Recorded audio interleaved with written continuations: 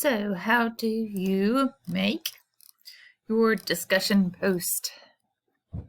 You will click the green link. Again, anytime you see a colored title of something, that is an assignment where you should click to upload the assignment or complete the assignment. So, green link, click, create thread. You need to click that to start your discussion post. Type in the subject, so you can say introducing myself.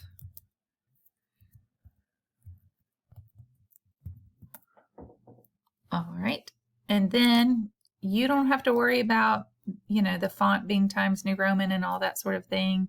If you want to change to the MLA format standards of Times New Roman, that's 12 point, you can do that, but for discussion posts, I'm really looking for content.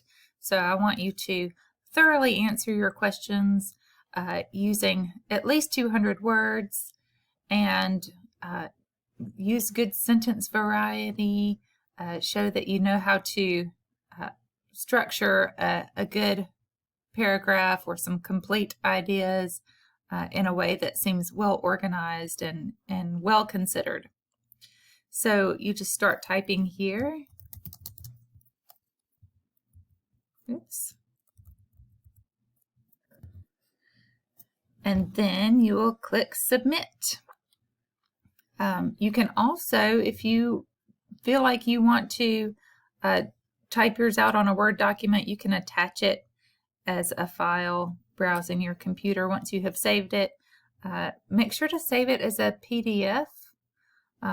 Oftentimes students try to save things in file formats that will not open in Blackboard, and then they get a 0 and they're sad because I couldn't grade something that I couldn't read. So either for discussion posts, it's easier just to type it in the discussion post format there.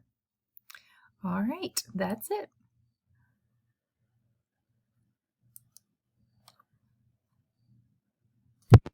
And once you have submitted your discussion post and you have done the quiz using Respondus Lockdown Browser, you certainly are welcome to and should go to the next date that's due.